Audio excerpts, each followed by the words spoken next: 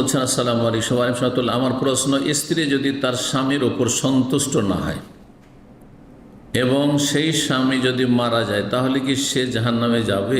কিন্তু স্বামী স্ত্রী সমান করে দিলেন, পশ্চিম আইন স্বামী স্ত্রী সমান করে দেবেন। হাদিস আছে যে কোন মহিলা আইয়ুমা ইমরাতিন মাতা যাওজুহা, কোন স্ত্রী যদি স্বামী মারা যায় ওয়া হুয়া আনহা রাজিন, আর সে স্ত্রীর ওপর স্বামী যদি রাজি থাকে, দাখালাতের জান্নাত যাবে। এখন এই হাদিস থেকে স্বামী স্ত্রীকে সমান করতে গিয়ে পাশ্চাত্য সভ্যতার কুপ্রভাব, অচেতনভাবে অনেক সময় কাফের বিজাতিদের ধ্যান ধারণার কুপ্রভাব পড়ে যাচ্ছে, নারীবাদীদের ধ্যান ধারণা আমাদের ওপর চেপে বসছে, বাতিল প্রচার মাধ্যমের কারণে।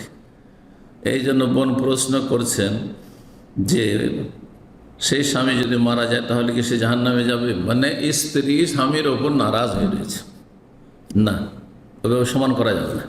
তবে যদি কিসের জন্য নারাজ?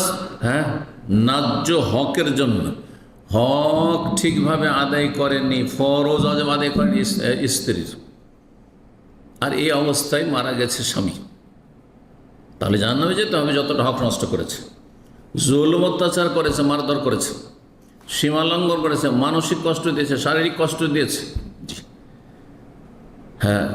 আর্থিক কষ্ট দিয়েছে বিভিন্নভাবে। এক কথায় যদি হক নষ্ট করে থাকে, আল্লাহর হক নষ্ট করলে যেমন আযাব হবে, তেমনি মানুষের হক নষ্ট করলেও আযাব হবে। আর মানুষের মধ্যে সবচেয়ে কাছের মানুষ স্বামীর জন্য স্ত্রী, স্ত্রীর জন্য স্বামী, সুতরাং বাপ মায়ের পরে। সুতরাং কেউ যদি এই স্ত্রীর হক নষ্ট করে মারা যায় তাহলে সে জাহান্নামে যাবে, কিন্তু যতটা তার অপরাধ ততটা জাহান্নামে যাবে। এখন তার সাথে সে যদি বেনামাজি হয় তো স্থায়ী জাহান্নামে, মুশরিক হয়, মাজার পূজারী হয়, তাহলে স্থায়ী জাহান্নামে, ওর কুফরি শিরকের অপরাধের কারণে।